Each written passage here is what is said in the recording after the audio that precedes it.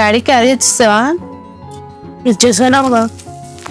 డాడీకి బాగాలేనప్పుడు పనిలోకి ఎందుకు వెళ్ళారమ్మా? అక్కడ బత్తాలు మొత్తం చూడలేకపోయినా అంతలా కష్టపడుతున్నారు. డాడీ పనిలోకి వెళ్ళి 4 రోజులు అయిందమ్మా. కొంచెం ఈ రోజు ఏదో బాగుందని వెళ్ళారు.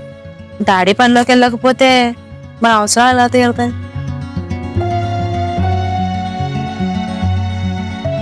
స్కూల్కి వెళ్ళాలి కదా రెడీ అవ్వు. ఈ రోజు స్కూల్కి వెళ్ళని అవసరం లేదమ్మా. ఎందుకు? మొన్న ఎగ్జామ్ రాస్తానని ఫీజు కట్టాను కదమ్మా, అది రేపే. ఈ రోజు ఇంటికాడ ఉండి చదువుకోమన్నారమ్మా. ఏదేమైనా సరే ఈ రోజు చక్కగా చదువుకుని రేపు ఎగ్జామ్ రాస్తానమ్మా. ఆ ఎగ్జామ్స్లో కనుక మంచి మార్క్స్ వస్తే డాడీ నన్ను కష్టపడి చదివించిన అవసరం ఉండదు. ఇక నుంచి నా చదువుకు అయ్యేకొచ్చేంతా వాళ్ళే పెట్టుకుంటారమ్మా. అప్పుడు నన్ను మంచిగా చదువుకుని పెద్ద జాబ్ తెచ్చుకుంటారు, బోళ్ళంత జీతం వస్తుంది. అప్పటి నుంచి డాడీ ఎండలో కష్టపడే పనే ఉండదు, మన కష్టాలన్నీ తీరిపోతాయి. ఈ ఎగ్జామ్ ఎప్పుడు పెడతారా, ఎప్పుడు రాస్తానా, ఎప్పుడు మంచి మార్కులు వస్తాయని ఎంతో ఎగ్జైట్మెంట్ గా ఉన్నానమ్మా. అలాగే నాన్న, ఇల్లు చదువుకో. సరేనమ్మా.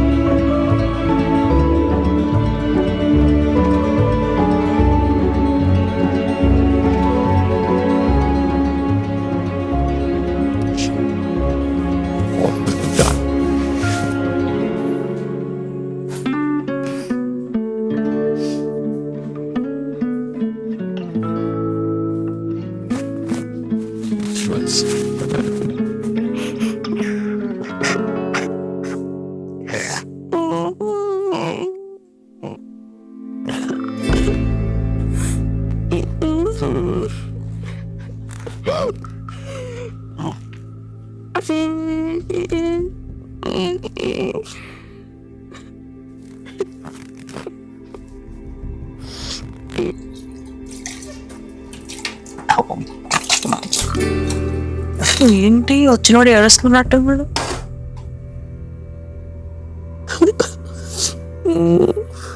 ఏనాశు, ఎందుకు ఏడుస్తున్నావు? ఏనాశు, ఎందుకు ఏడుస్తున్నారా?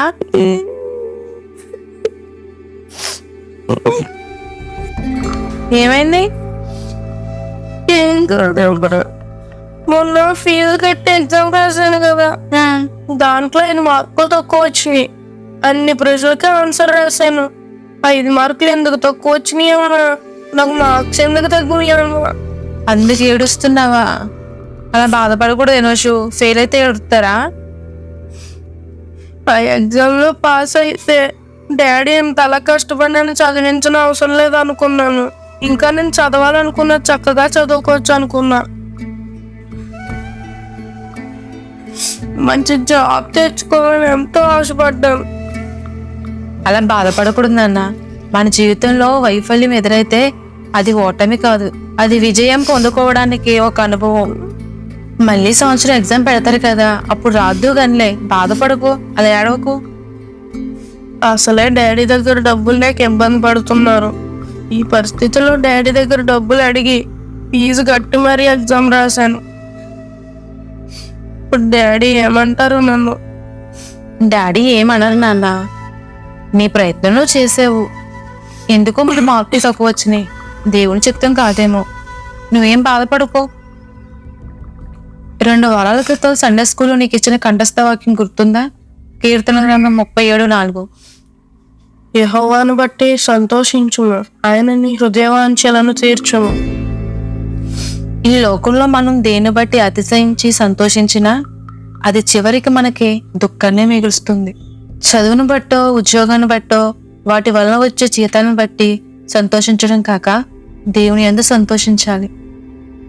ఎందుకంటే మన హృదయవాంఛ తీరాలంటే దేవుని బట్టి సంతోషించాలి. దేవుని బట్టి సంతోషించినప్పుడు ఆయన చిత్తానుసారంగా జీవిస్తాము, ఆయన చిత్తానుసారంగా ప్రార్థిస్తాము. గనికే ఆయన మన హృదయవాంఛను తీరుస్తాడు.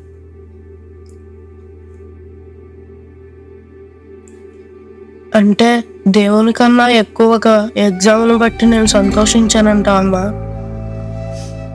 ఏమోనన్నా, ఒక్కసారి నువ్వే ఆలోచించుకో, నీకే అర్థమవుతుంది.